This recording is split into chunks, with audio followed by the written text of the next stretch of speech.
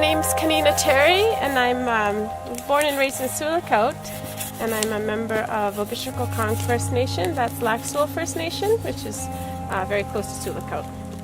I started 2 years ago, and I took a course in Thunder Bay offered by a woman who lives and works there, and she's a lot taught herself how to do work on deer hides. And she offered a course in Thunder Bay one summer, or 2 summers ago, to process a deer hide. And it's something I've always wanted to know and know how to do. I really value and admire the work that goes into working on hides. And I think the product that you get from it is superior to what you get from commercially tanned hides. I use hides some in the craft work that I do, but I don't make much. Like, I don't make mittens or moccasins really, but it's something I've always wanted to know how to do. And I really love the smell of the the hides. It's a beautiful, beautiful smell, and the texture's different. So when Julia offered this course in Thunder Bay, I took the opportunity right away. I went down for 5 days with my son, and we spent 4 days tanning a deer hide, and we took that home with us at the end of it. It was a really beautiful time. And since then, I've been doing it on my own, and we had Julia come up to Thunder Bay last summer, and she taught a course, and that was attended by people from Sulakaut, and even someone from Port Francis and Fort William First Nation came. And I think hide tanning is a skill that people are wanting to learn more about. And I've traveled the communities north of Sulakaut, and I don't see many people doing hide work right now. Where I know, 20 years ago, a generation ago, there would have been a lot of people working on hides. And I don't see that happening so much anymore. And I ask the communities I travel to, and they'll say, oh yeah, I used to see my mom doing that, or my grandma would do that. But unfortunately, I don't see many people doing it right now. And that's something I'd like to help contribute to change, because I think a lot of people are wanting to see that change. And I'm also really active on social media, and I follow a lot of people right now, mostly younger Indigenous women who are working on hides, and it's a really amazing thing that I see happening. So I learn a lot through them, and I get a lot inspired by them. And so I learned how to tan deer hides, and right now I'm just kind of teaching myself how to tan moose hides, and getting knowledge from other people too. I haven't tanned a moose hide full yet, to completion. So this is something I want to say that I'm still really learning. This is I'm trying techniques that I've heard about, and it's really different from deer, because the deer hide is so thin. You can really do it in a matter of days, but a moose hide, I think, is something that you need a lot more time and power. The way I think our ancestors used to do it is that it was a camp experience where numerous people were getting together and working on a hide, and that's how I see it sometimes happen now, where people are planning hide camps now, and it's a 12-day event, and they get together and they just work every day on hides. So I feel sometimes pretty lonely when I'm here by myself, and I do have a few friends that will work with me, but not to the extent where it's just a whole group of people. So the hide I'm working on today is a quarter of a moose hide that my brother killed a few weeks ago, and we quartered it in the bush, and we brought it here to my parents' place where I live. And we hung it in the woodshed for a day, and then I skinned the moose hide off when it was hanging, and I did that in an afternoon, and then I stored it until now.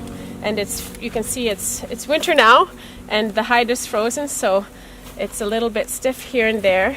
And I didn't do anything after I skinned it. I just put it in the bin and I stacked the 4 pieces together. This hide I don't want to try to tan because it's a bull hide. It's a bull moose, and I've heard that that bull moose skin is just really thick, and I think we really wouldn't have used. What I've heard is that we wouldn't have used bull moose for buckskin, because that's what you want, is you want buckskin eventually, just because the amount of work that goes into it. And it might be better used for snowshoe lashings or drums, for like the cover for a big drum or a hand drum or rattles.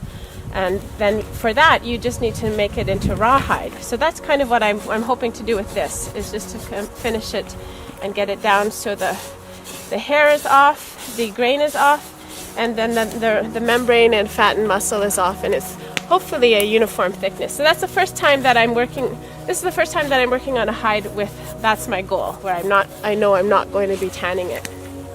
And when I found that out about bull hides, I thought, okay, that takes a lot of, it felt like a little bit of relief of pressure on me, because I've been getting bull hides and thinking, okay, I have to tan these.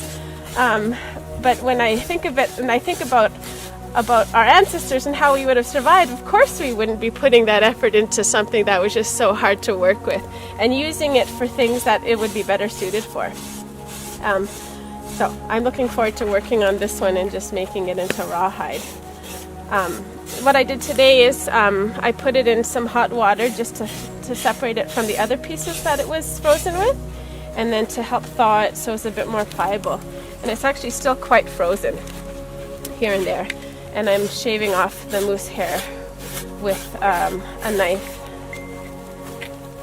And this is a technique I've only done once before, where I shave it on a post. And my dad has spent quite a bit of time working with people and seeing how they do it, and that's what he said he's seen the elders from around here do. Another one, there's a hide behind me there. I put that on a frame with the hair still on, and I shaved that hair off with an X-Acto blade. But this one, I've heard that the Dene hide tanners, and there's actually still a lot of Dene hide tanners in northern Canada and northwestern Canada. And so I follow them and I creep what they're doing. So that's what I've heard that they do, is they put it onto posts and just shave it. And I think their technique is really good, where I'm still learning and trying to get the hang of this.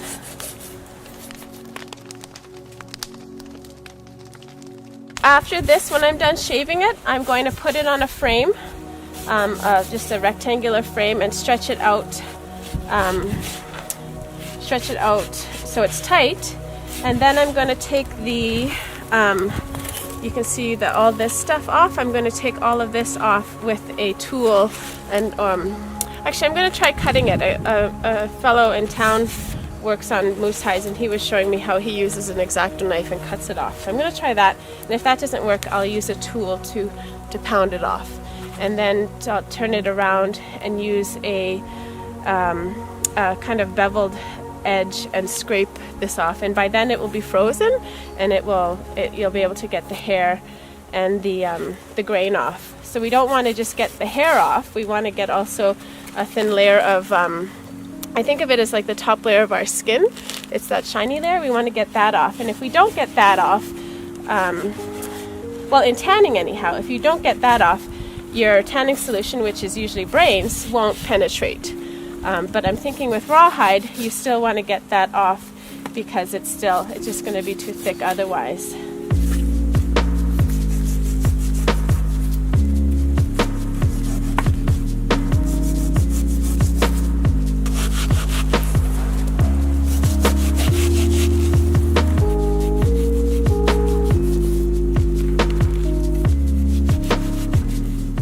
This is the hair that would be good for tufting, I think. It's really nice, thick white hair, and then it would probably take color really well. I had an older cousin of mine who always would come around and spend time with us. She'd spend time with us in the summers, and she was always bringing up her beads. So she was a big, big influence in my life. But I also, I think I identified quite young that there was a big lack of knowledge, a big lack of stuff that I wasn't being taught. And I'd see other people learning things, but it wasn't something that I was really being exposed to.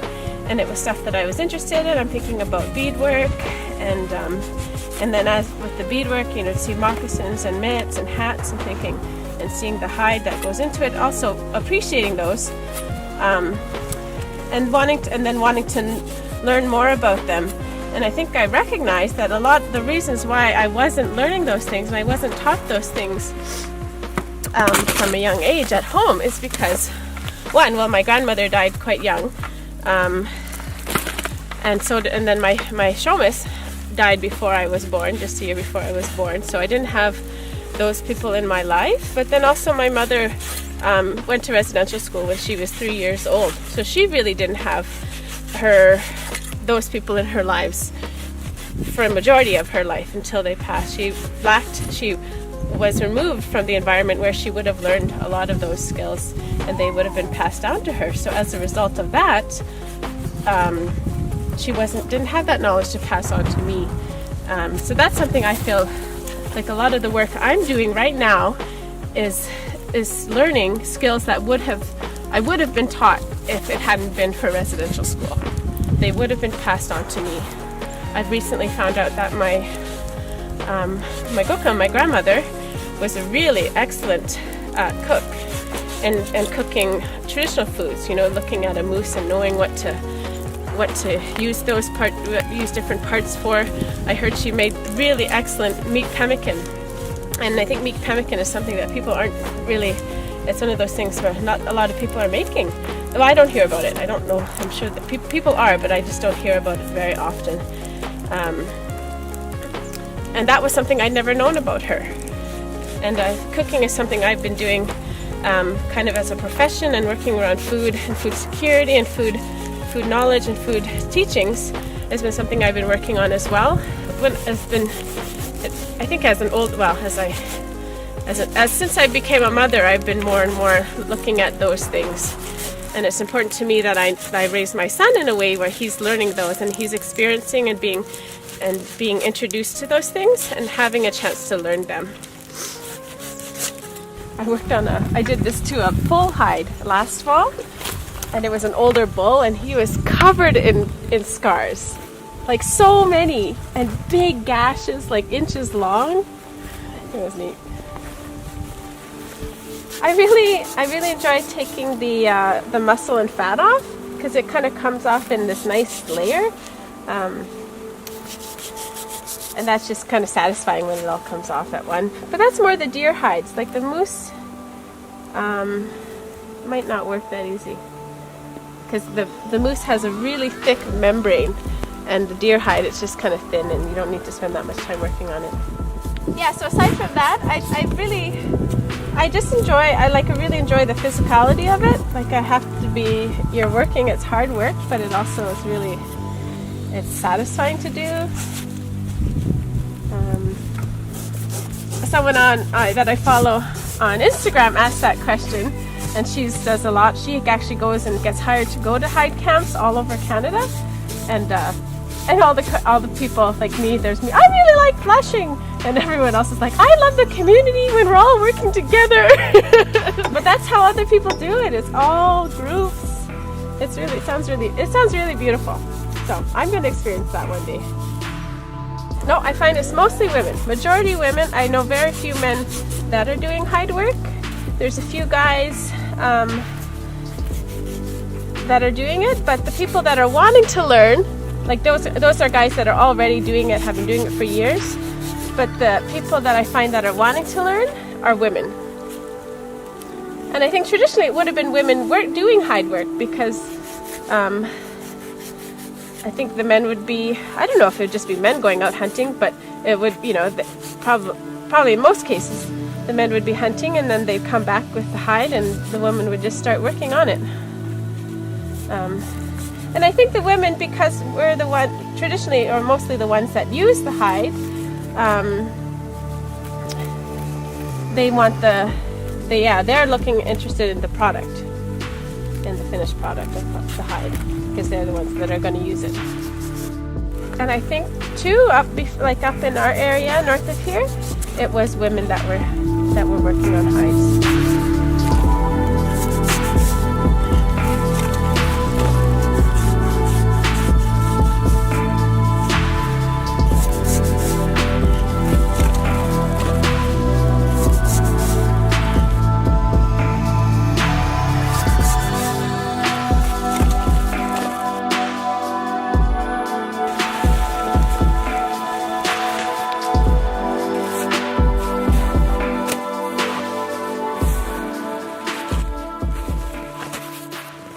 So the next thing I'm going to be doing is I'm going to be piercing holes around the edge of the hide to string it up onto a frame there. I don't want it to freeze too much while I do this, so I might be putting it in the water as I go. I find it's always easier with a knife to have a board underneath to apply some pressure on.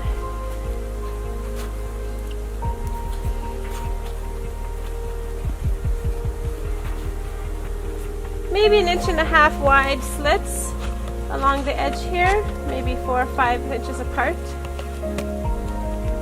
And that's where the lacings will go to string it onto the frame.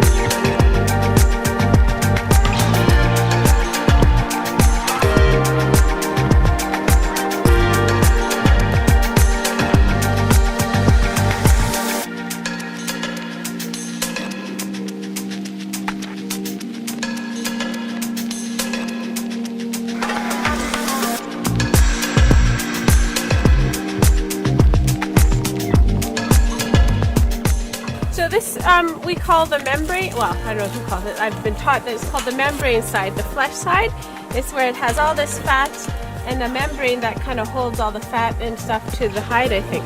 So you want to get all of the pieces off down to, you want to get down just to the hide.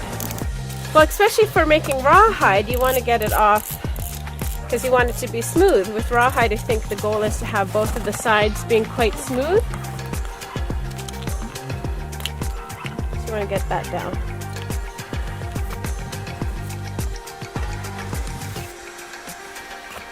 Let's see if this works. This is another technique taught to me by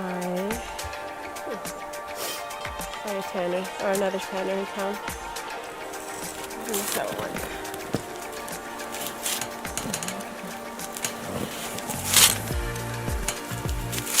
So what he does is he takes the X-Acto blade and curves it. And actually I have a small one, so what he uses is a bigger one. And he cuts all the fat and the flesh off in these really nice, nice strips.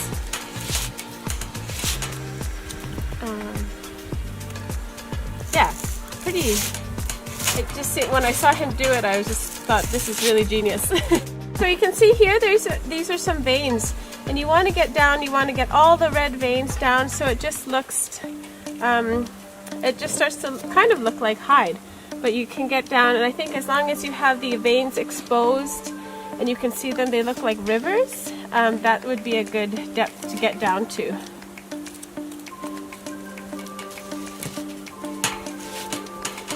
I think I'm going to work on the edge a bit because I'm a little scared to do that. This is still something I'm trying out.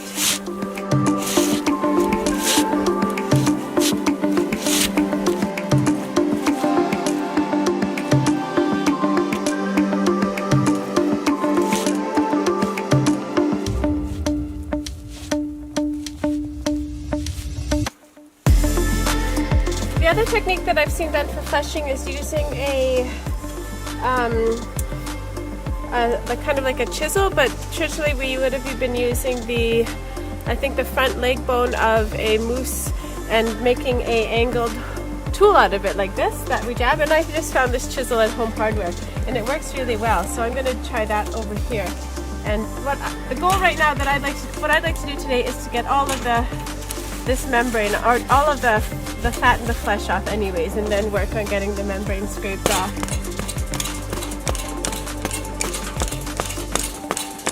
But if it freezes anymore, I might start to be able to use my scrapers, and that will work too.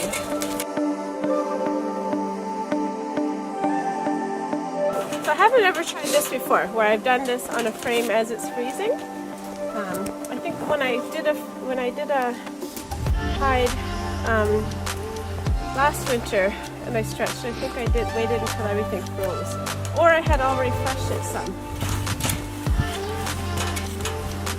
With this, I'm actually just able to cut it off, and I'll still need to scrape more because there's still membrane. You can still see the veins, but at least in this way I can get the big chunk of muscle off, and where it just, when it freezes, I'll be able to scrape that thin layer of membrane off.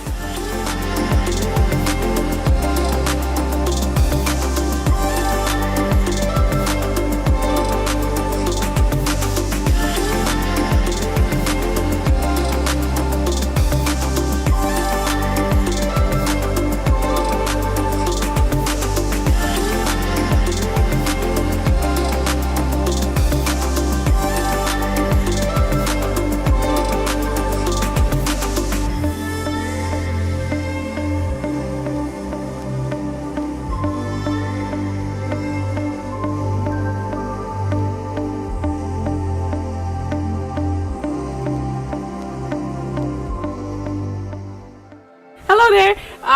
We're back at this moose hide that I put on the frame the other day, and I let it freeze overnight, and I've sat it out for a few days now, and it's still it's nice and cold, so it's still frozen. You can hear it's kind of hard, and over here where I've already scraped, it's a little bit softer. So this morning I spent scraping this side. I had cut away the membrane on this side here, and so it was a little easier to scrape. And here, all this stuff here is all of the moose membrane and different layers of different stages of removal here. So I'm going to be working on this using a number of scraping tools. So this is what I had made, and we're just scraping down like this. And here I've already scraped off the membrane, but I'm just trying to smooth it out. So I'm just going to try to work down in strips here.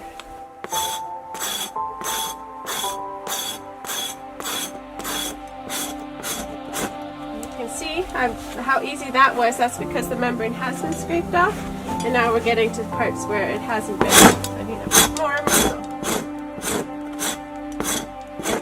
And you can see it coming off on the tool there.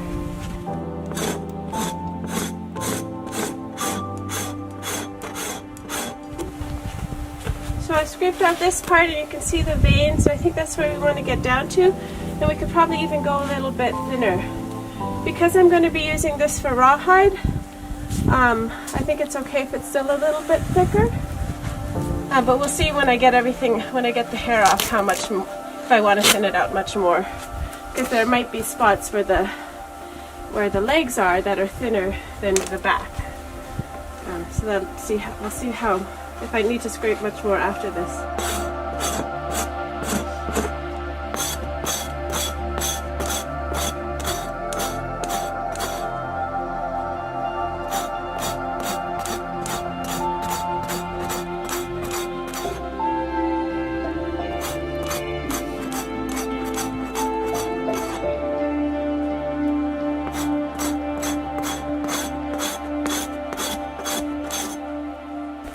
The people that have shared their knowledge with me about working on moose hides, here a lot of people in the north of Ontario like to do this method of dry scraping out in the winter in the cold weather. I think today it's about -14, -12, so things are still really cold. When we get any warmer than that, I think the hide starts to thaw and dry out. We really want to keep I think the moisture that's in the hide, we want that to be frozen, and that's what makes it easier to scrape off. And when that evaporates, it becomes more of like a dry scrape, or whatever. I've heard people call it like I forget what it's been called. But it's a bit harder to work the hide. It's easier to work when there's still moisture frozen in the hide.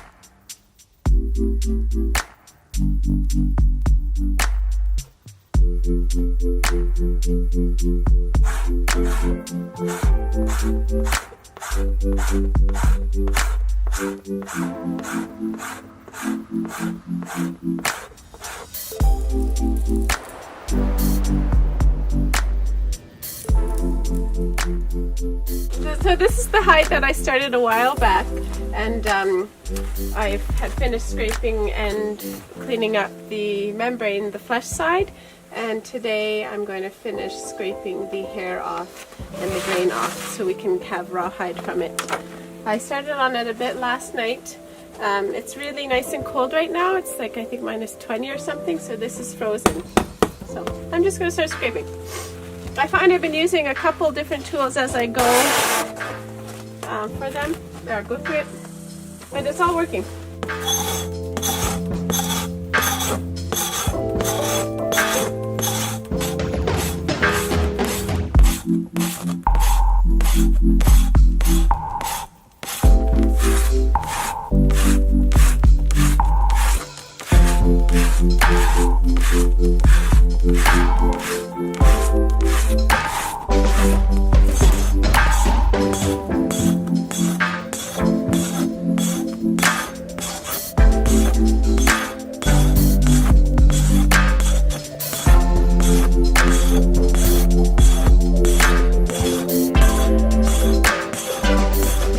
So with that big tool, I just mostly shaved off the rest of the hair, and then with the smaller tools I'm using to get down and get off the little hair bits. And I'm also getting off the grain, which is I think the epidermis layer, which is really crucial to do when you're making buckskin. Even though I'm not making buckskin for this, I think it's still important to do to get it off.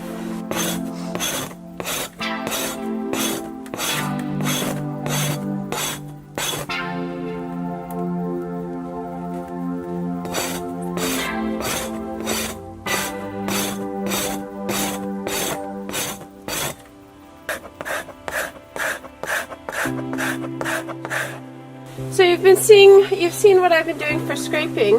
I'm kind of doing it in two parts, scraping off the longer hair that was still on, and then scraping off the grain and or the epidermis. And I'm going to continue doing that for the rest of this piece here, and then I'm going to go over and really try to get at some of these spots where there's still little bits of hair in there, and just they might need a little bit more scraping. And as this is the back of the moose where the hide is the thickest, I might try to shave it down a little bit so it's more uniform in thickness, to say this piece. I'm not going to try to get it down to the belly thickness because it's quite thin there. I think if I could get it all, the top piece kind of the same thickness as the middle side piece, I'd be happy with that. And then I think that's what you do for making rawhide. This is my first time doing this with the idea of making rawhide. I'm probably going to wet it again before, I'm going to pour water over this before I go to scrape off these parts. And what I can do is then take it off and cut off the outside, or the where I've laced it up, the holes where I've laced it up where there's still hair and muscle, and then it can be stored, rolled up and stored for however long. It can be used, I think, for drums, maybe a small hand drums, or maybe even a small big drum, or rattles. We also use for lashings for snowshoes, things like that. So there's lots of uses for a piece of rawhide that hasn't been tanned. Thank you.